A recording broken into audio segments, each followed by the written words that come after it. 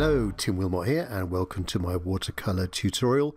This time I'm going to cover perspective techniques, some tips on perspective. Really a key thing to get correct when doing any street scene or urban scene with buildings and straight roads.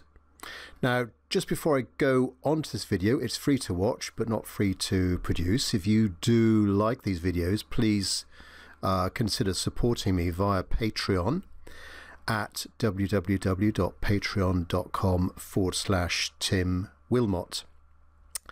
Every month or two I set a painting project for my members, and for a small pledge I give you a personal critique with some extra hints and tips for you.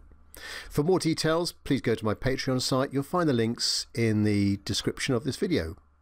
Oh, also, don't forget to subscribe to this channel to get automatic notification of up-and-coming new videos. So, the scene for this tutorial on perspective is the entrance to the Plaza Major in central Madrid. So it's a lovely old square, quite a large square. This is one of the side entrances, probably one of the main side entrances, and we've got a row of columns. I think this would make a very good little exercise in perspective, and almost a perspective nightmare. If I can explain all of the elements of perspective. So perspective is going to help us. We're working with a flat dimension, 2 dimensions. We want to try and create something that's 3-dimensional, so we have to give the impression of form and depth, which is particularly easy when we've got these man-made objects, these columns, square shapes, rectangular shapes, buildings, rooftops, architectural details, and so on. So they're going to give us, they're going to help us define depth in the painting, and also they're going to help us with leading the eye of the viewer into the scene, or maybe into a focal point. So some of the basic concepts of perspective, and I don't want to get too technical on this. There's loads of stuff out there on the terminology, but basically we have, of course, a key thing is the horizon. So the horizon may be somewhere like that.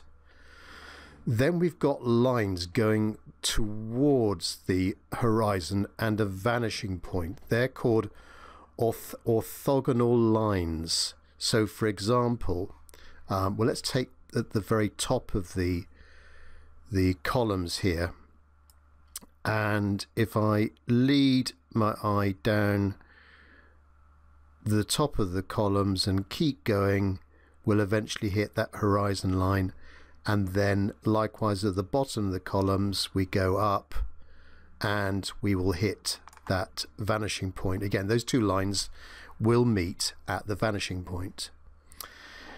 Now on the other side of the columns we've got a line there, and that's going to get narrower and narrower and narrower and narrower and narrower. Again, that's going to go up to the vanishing point. On the other side of the street we've got lines as well going down. I guess they're going to go to that vanishing point as well. Likewise up there to that vanishing point. So you can see the story unfolding here about all these different lines. Let me just zap those lines and draw a few more. The other challenge we've got here are these columns. So these verticals are called transversals in perspective. So we've got a few here. Got the left hand side of this near column, the near corner, and then the far corner.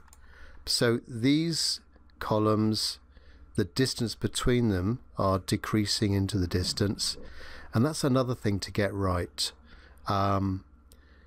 Made slightly more difficult here because of these 3 sides we can see, these 3 corners we can see, but they are getting narrower and narrower as we go on. So this distance here is wider than this distance here, and so on. These columns are going on, and another one there, and if there was another one, it would be something like that.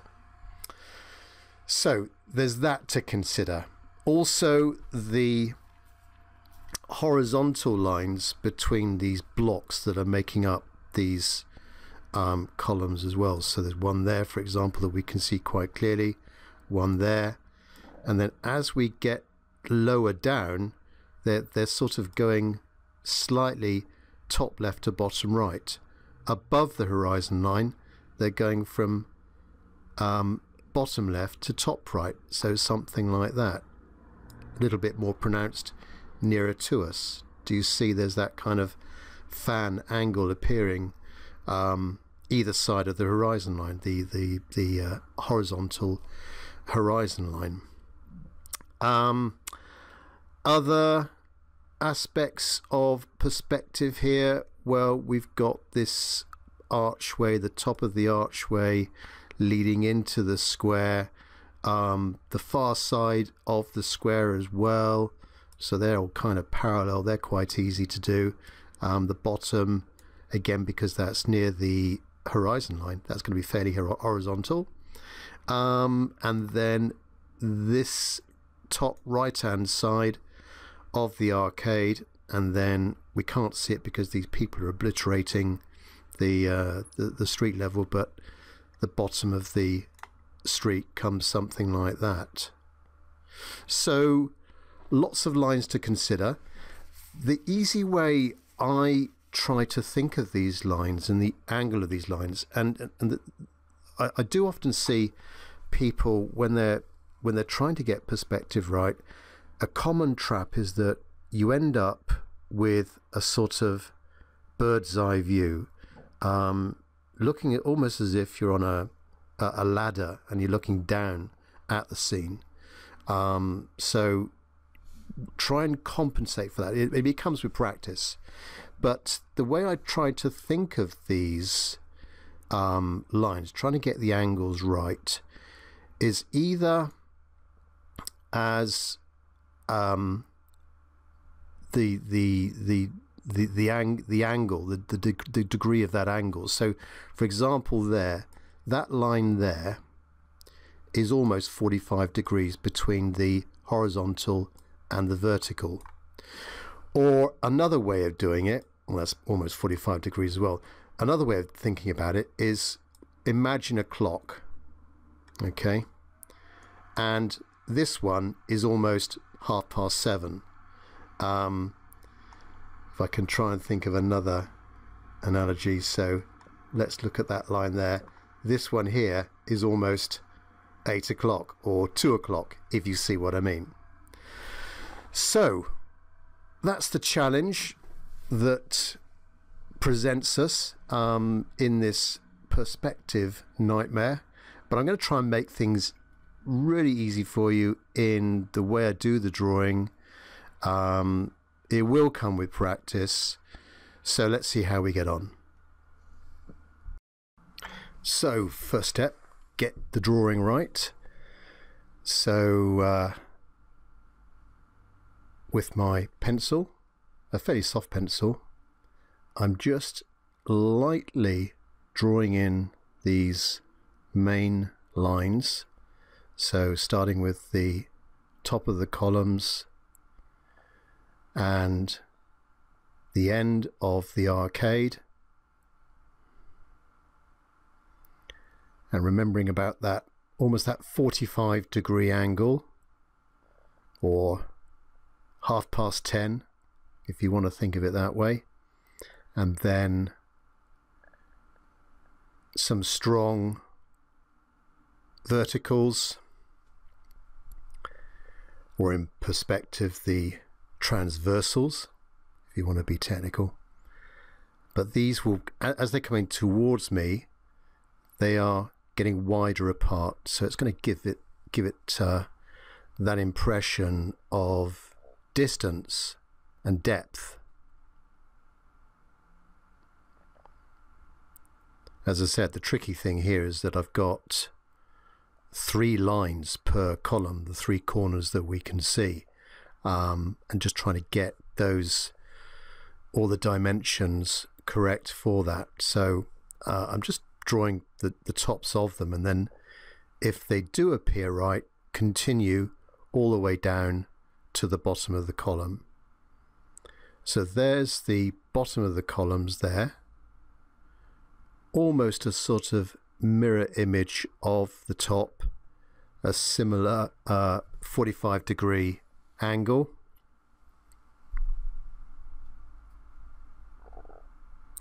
And then I'm trying to get now this first column right. So down to the base of the column, and the lines between the blocks, they're almost horizontal but slightly going down from top left to bottom right.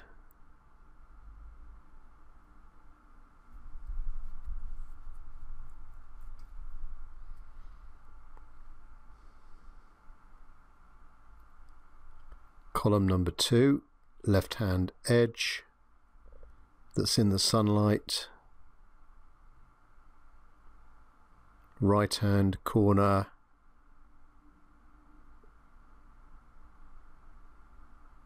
and the far right corner.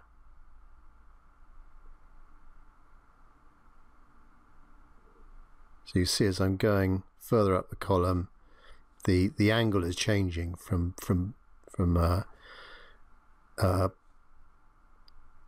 top left to bottom right to bottom left to top right.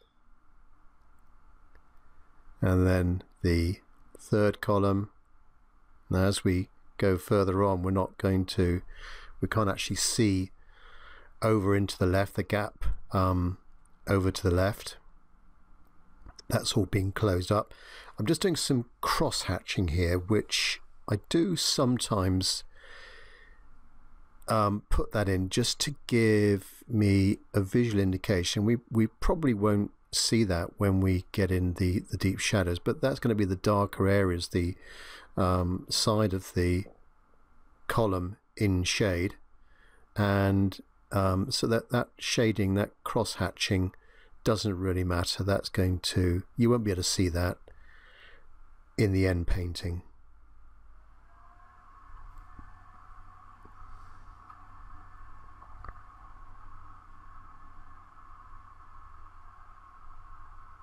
There's a sort of gutter just to the right of the columns, so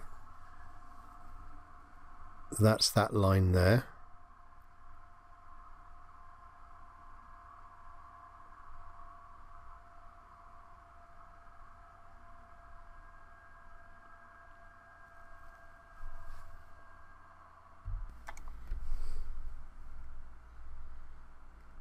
Again, just a bit of cross hatching to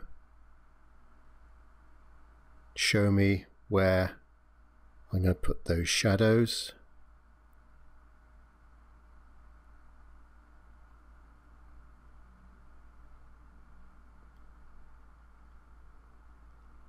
While I'm making these little marks here, I'm constantly looking at the reference photo just to try and get right these angular shapes of the light coming through the gap between the columns, and where the lines of the shadows are.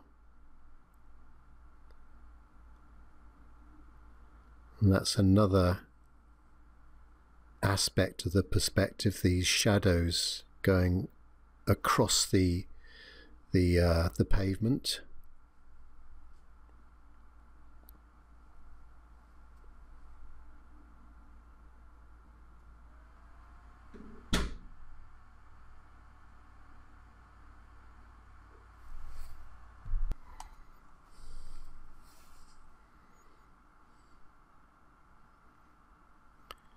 Just a little bit more detailed, some rounded corners to the top of the arcade. And then, as regards figures, I always try to include figures in every well, certainly every street scene, because that does add a little bit more detailed, adds another dimension to the painting, and it could add some focal points in there as well. So in the picture there's a single figure up at the very top of the arcade, so I've actually put in a couple. I'm not going to put in the large figures on the right hand side of my picture. I don't think they bring anything to the composition, so I'm going to leave those out. Now I've just done the left hand side of the street. Just some strong lines just to help guide me get in the major elements and getting the angles right, making sure they just look right.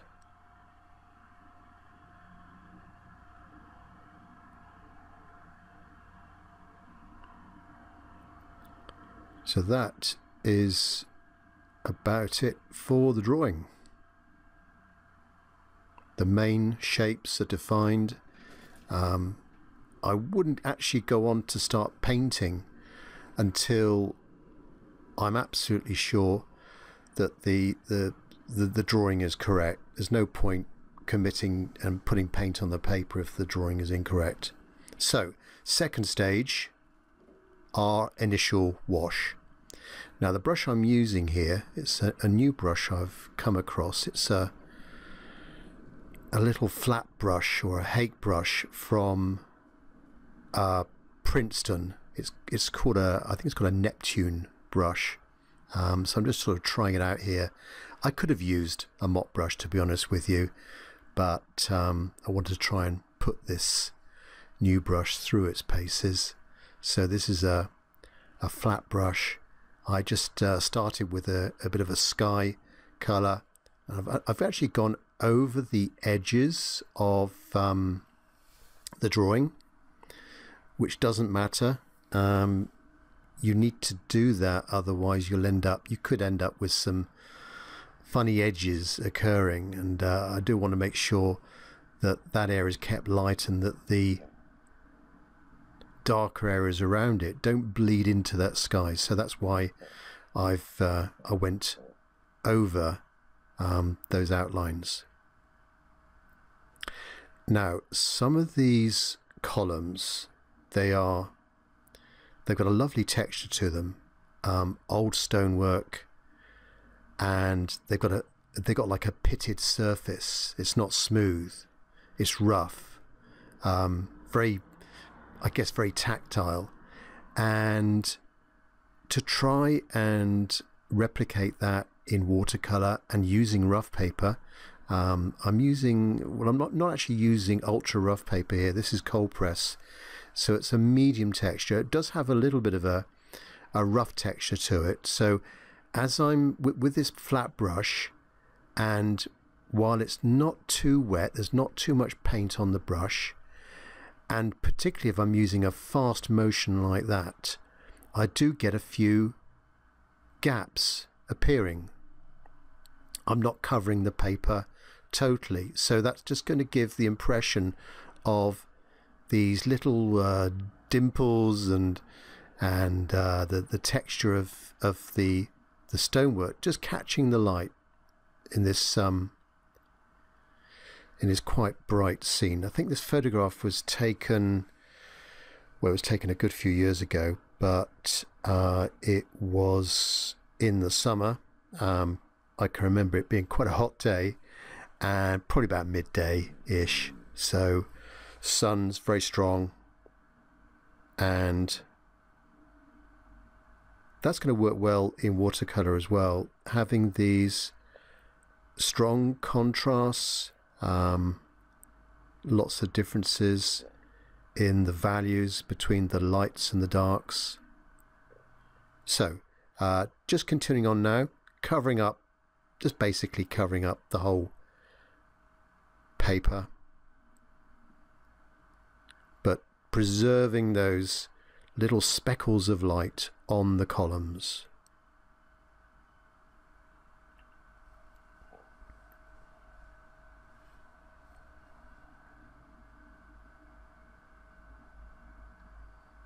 And the good thing about these old buildings is you don't need to be too precise with that first wash, because any little imperfections of watercolor, little cauliflowers appearing, splatter marks appearing, bleeding, it just all lends itself to giving the impression of old stonework, old buildings, sort of a rustic look and feel to it.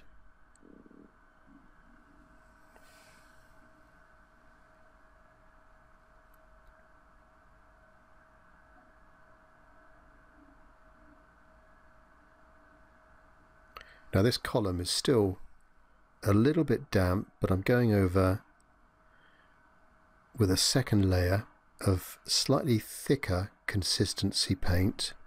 So while the wash is damp, if I'm going to go over again, it's got to be a slightly thicker consistency. Otherwise, watercolor will do some strange and undesirable things for you. We will get sort of some nasty bleeding occurring rather than softer edges. So I've now got to let everything dry. That first wash, or the second stage, first wash, let that dry completely. And when it's gone dry, the colours have gone slightly lighter, but that doesn't matter.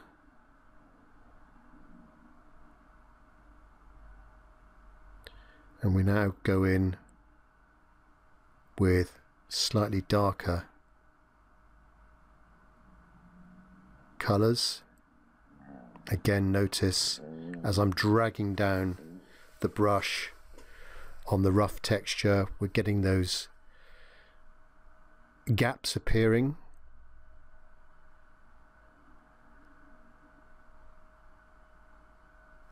And this first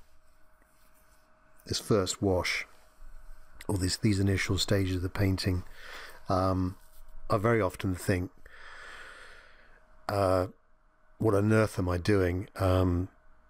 Things seem to be not going too well, but you just got to persevere and keep at it. All will get better as time goes on. Once you start adding in the darks, adding in the shapes, things will start to reappear as a proper painting. So don't never give up on a painting, certainly at the earlier stages.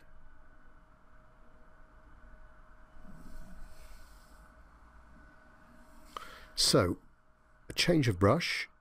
This is a mop brush. This make is from Jackson's. This is a natural hair.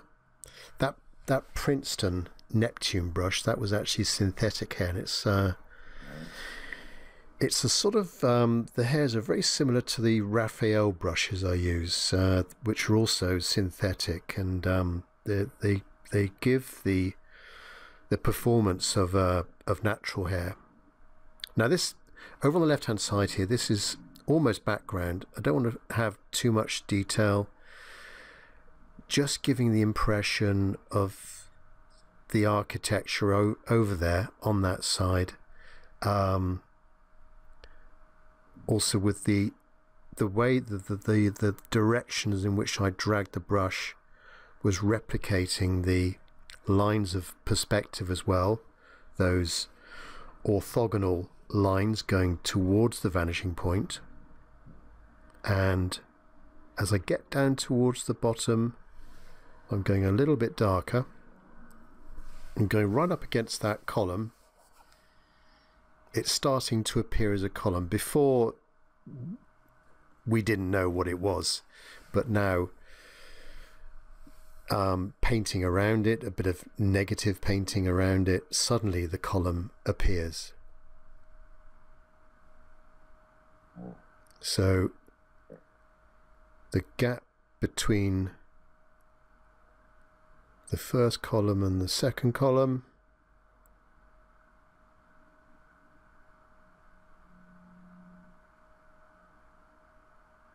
Darker towards the bottom.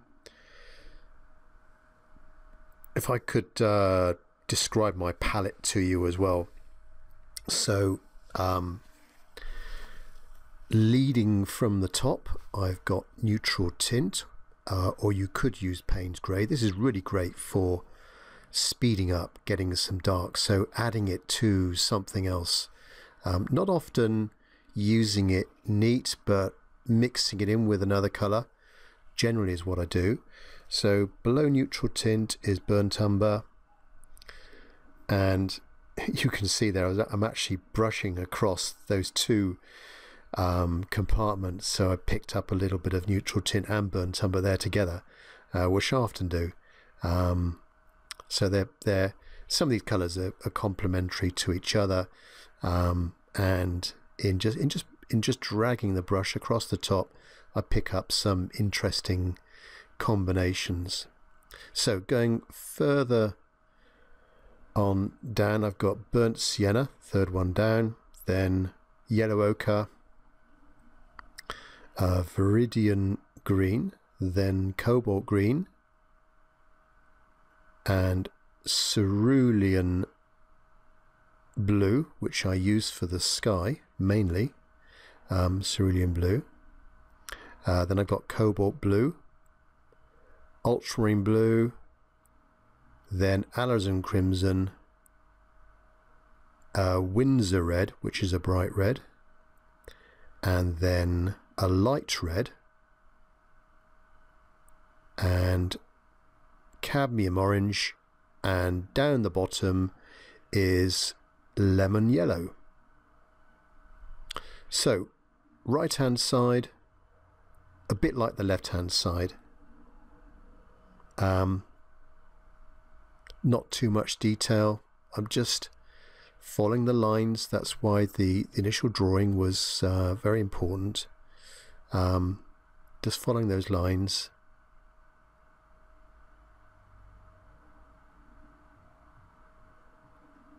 Down to the street level. And I've left it at the base of the street on that right hand side. I left it deliberately quite wet because I'm going to be going back to that, and I want to be able to merge in the shadow across the pavement, join it up with the right hand side, so there's not too much of a, you can't see the join when we join that up, and it's still quite damp.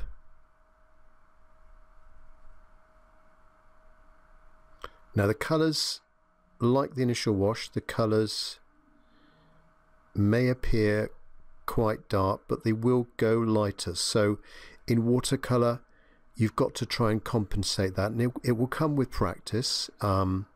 So sometimes go in a little bit darker than you want to. Again, that can be a mistake some beginners might make, in that their colours are, in my opinion, a little bit too weak. So don't be stingy on the amount of paint you're using. Just go for it, and as I say, things will dry a lot lighter.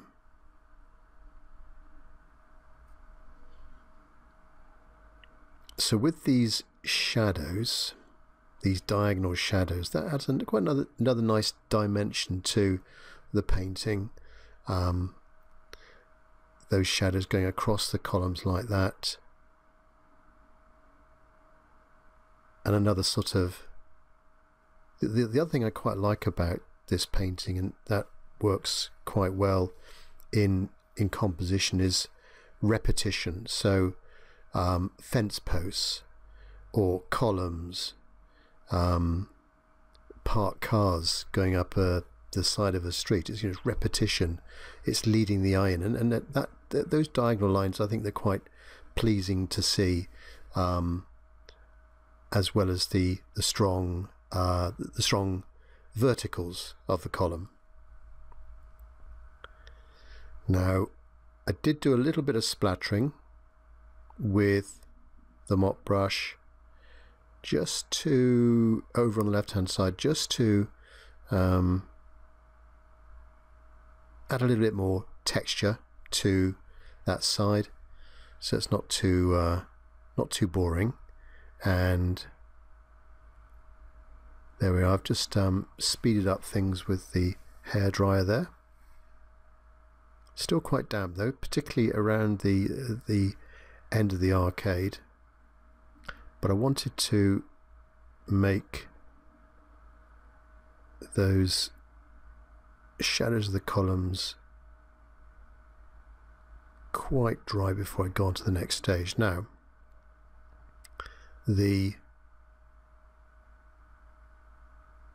shadow at the bottom of the arcade on the pavement, I'm going with my reference photo. That was quite, it was quite blue, quite cool. So the top of the arcade, quite warm, sort of yellow ochres, but down the bottom I'll go with a bit of cobalt, and you can see I picked up a bit of neutral tint there. There is a slight slope on this board, so of about 10 degrees or so, not too much. So with gravity, a wet wash will gradually settle downwards just a little bit.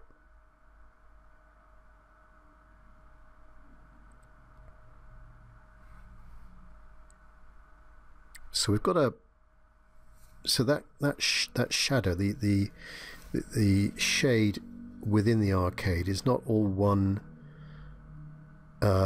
color or tonal value. There's some light areas, there's some dark areas, there's some bits of warm, there's bits of cool further on up there. That too, when you've got a large area in watercolor, you've got to try and break it up and mess it up a little bit, not make it too uniform in the values and colors. And I think I cover this on one of my other recent videos when I went I covered in more detail shadows and the fact that there are colors if you closely look at shadows, particularly on a bright sunny day. These shadows inheriting the objects around them or the sky, reflections.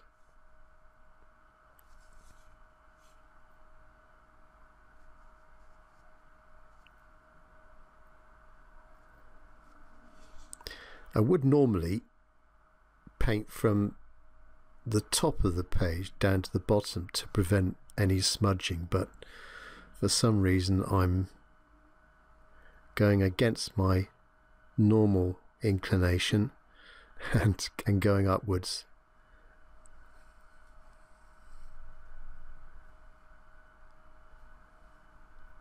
And this mop brush I'm using is quite an old brush. It lost its point years ago, and I'm still using it.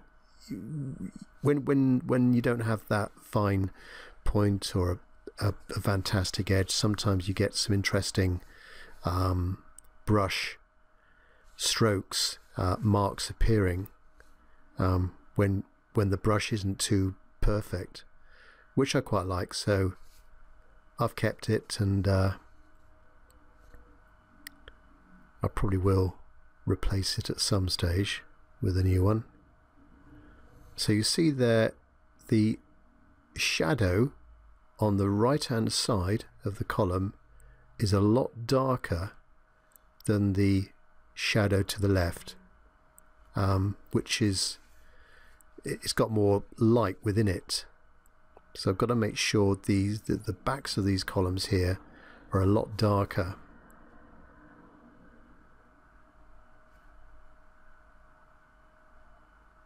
And again, trying to compensate, because this will dry a little bit lighter. and then further on up.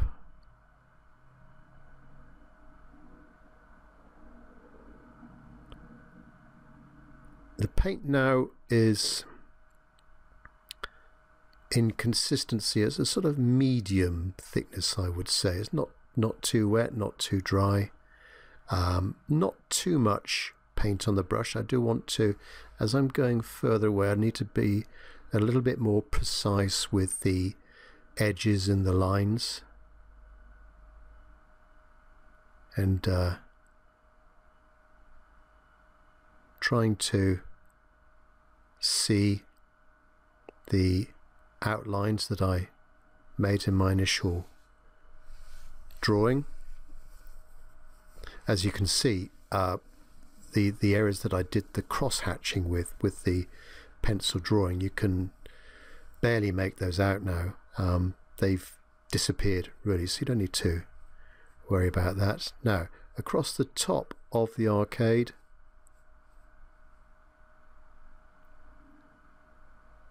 need to think about the perspective again with some dark lines.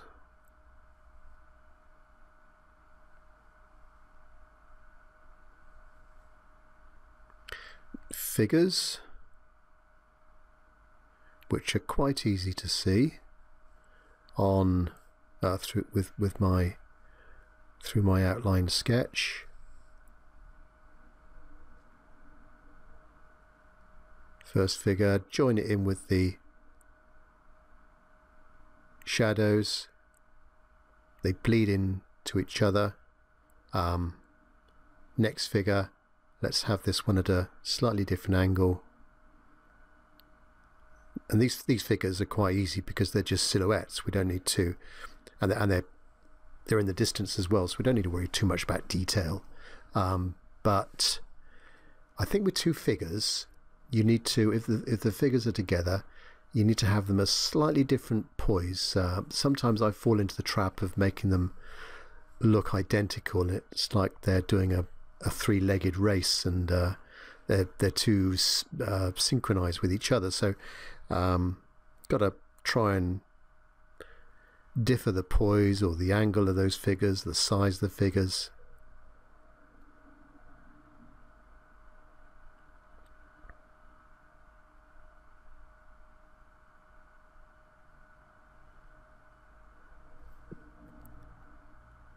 Now I've got a smaller brush. This is a round synthetic brush. This is from a Skoda. Not sure exactly what size it is, but with not too much water and fairly thicker paint now, I'm getting in some definition to that far side. Just a few lines to help with the perspective down towards that vanishing point. Likewise, some lines on the pillar, on the column.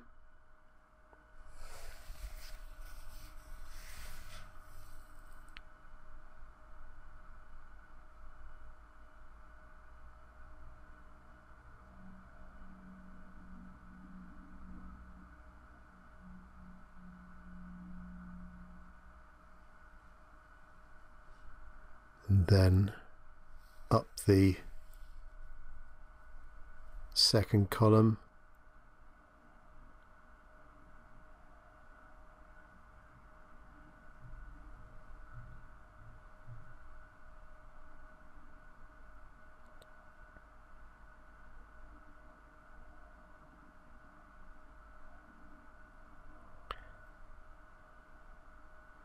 Then of course as we go into the distance you can't really see too many lines. Now there is a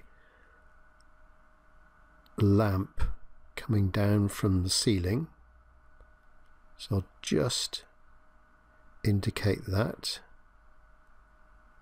in there.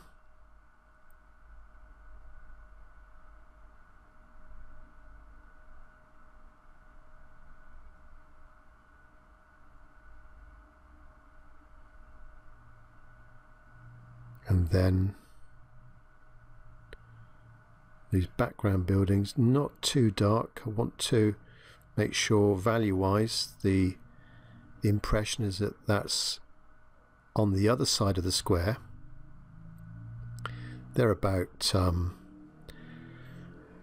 maybe 100 meters away from where we're standing, so don't want to put too much detail into those, otherwise they will sort of visually, it'll bring it forwards.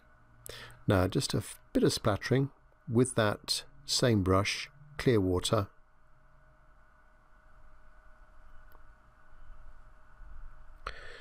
Which can be done when the wash has gone to a sort of moist stage, so it's almost beginning to lose that the glistening if you look at it against the light, but it's still wet to the touch, so you can get some interesting shapes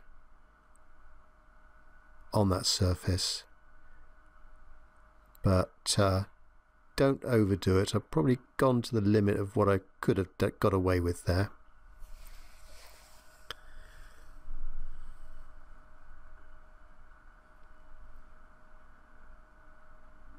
So speed up the drying with my hairdryer so I can add in some more detailed lines.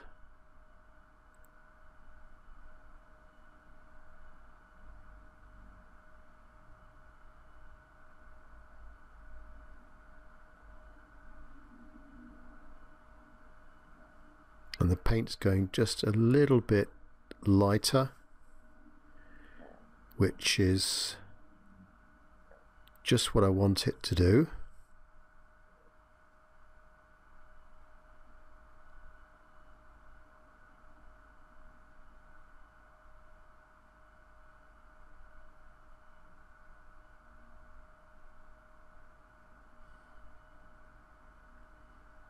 So with the same brush and a little bit of neutral tint and burnt umber,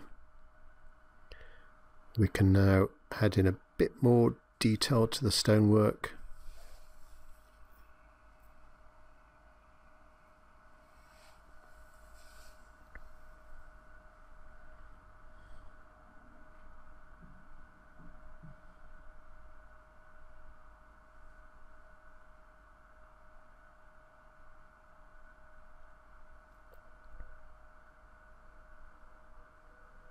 So there's not much water on this brush now. It's almost a dry brush stroke, as they say. A few more lines to help with the perspective, and then some horizontals.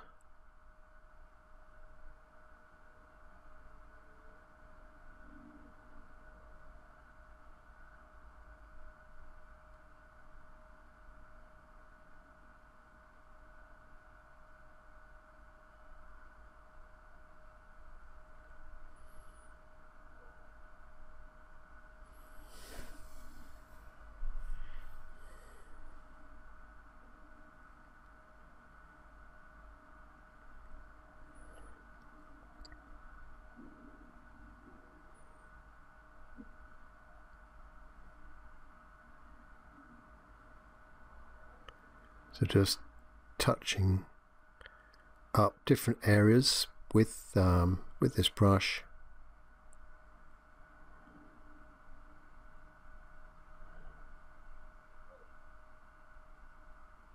Not overdoing it too much.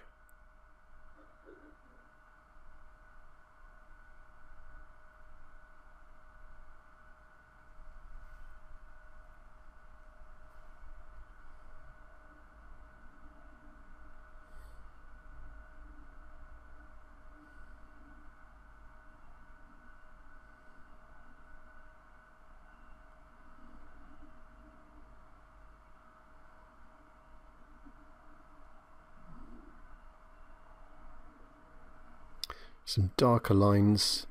Now that those the darker sides have gone a little bit lighter, I can go in with some darker lines on that side, and then a few lines going up the street, again to help with the perspective and leading the eye in.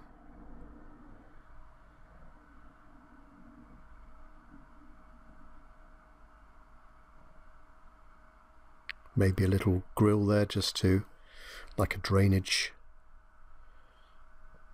grill.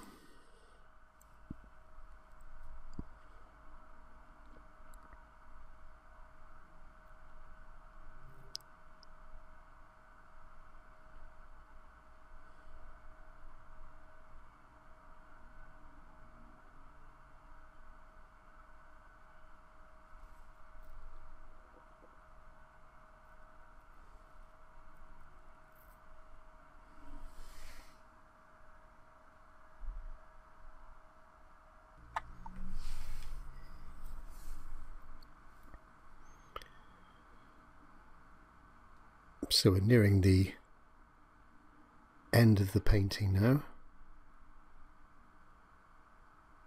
and that's always the big question, is knowing when to stop,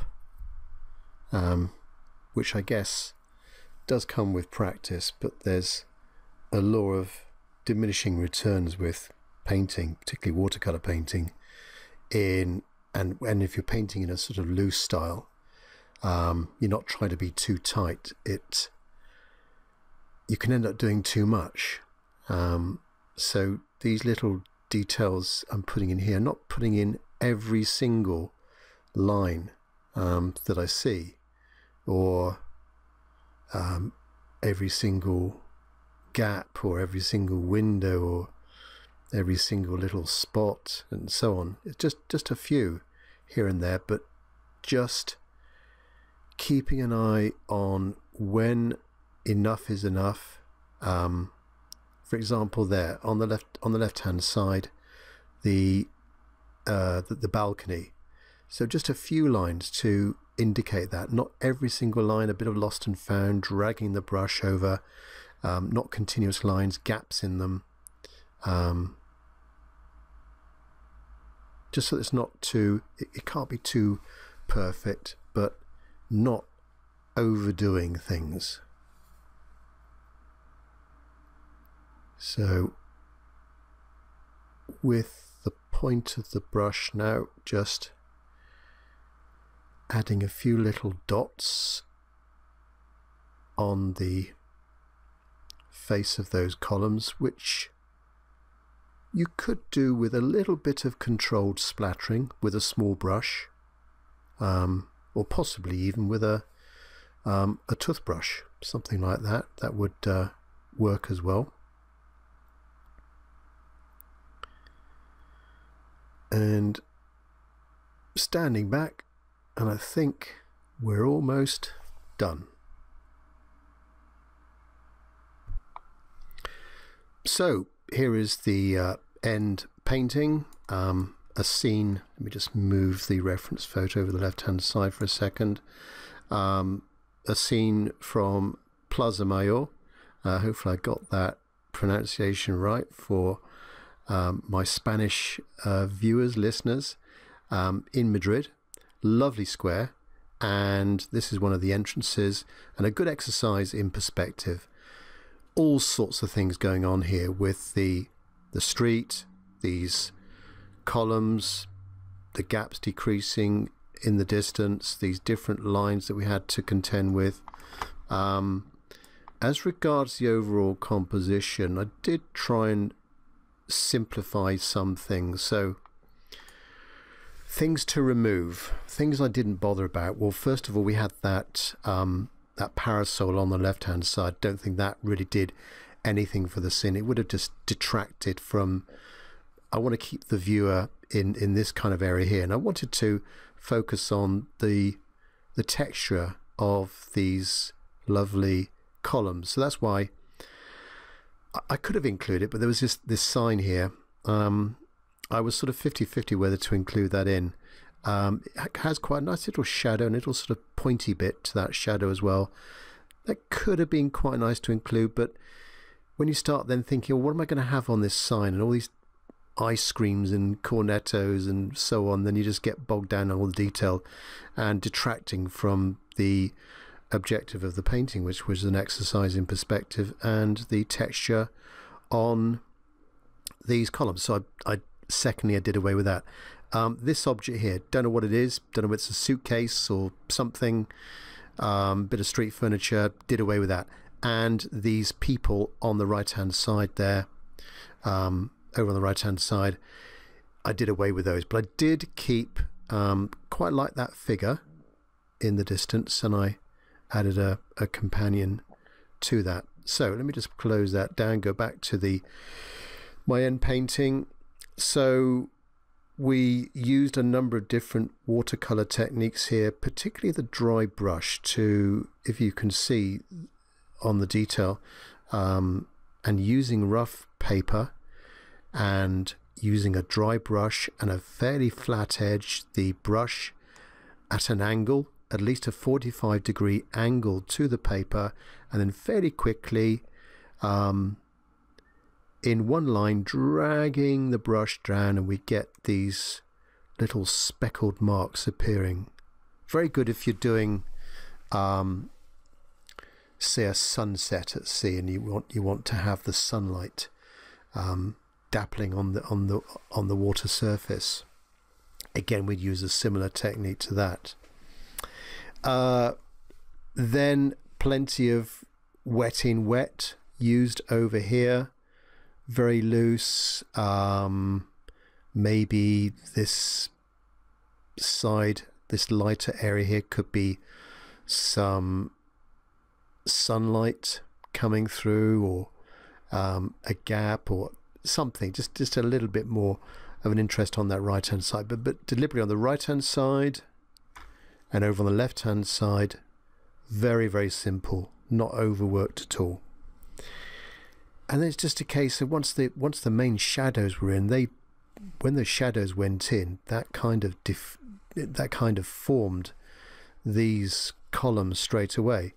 Thinking about the different tonal values of the shaded areas as well. So quite light here, but very dark here. Light, dark, light, dark, light, dark. And a little bit lighter here, but darker over in the recesses of the arcade, and particularly dark. That's the other thing to think about, is in the painting, in the scene that you're painting, where is the darkest areas? So for me, it was up in the top of the arcade there, furthest away from the light. No sort of light bouncing and hitting that, so quite dark up there. Where is the lightest area? Down here, this area. The light's coming from top left, presumably, coming in diagonally, quite high in the sky. As I say, it was a summer scene, so trying to give the impression of light with the difference in those tonal values there. So there we are, an exercise in perspective, trying to make perspective a little bit easier, trying to unravel how I would go about it, and thinking about the initial drawing. Don't fall into the trap that I see a lot of people starting out with drawing and painting, and you with perspective, you end up appearing too high above the scene, like a bird's eye view, or you're sat on the top of a step ladder or something like that. Bring yourself down and make things flatter, but just try and practice and get that initial drawing right first of all before going on to do the painting. So I hope you like this video. Please have a look at more of my videos in the playlist that comes up. Catch up with you next time. Have a look at my website where there's more pictures, gallery of pictures on my website, www.timwilmot.com. And if you want to have a go yourself at many painting projects like this and get a video critique back by return from me, please go to my Patreon site, which again is www.patreon.com/Tim Wilmot. That's TIMWILMOT. But thanks very much for watching, and catch up with you next time. Bye bye.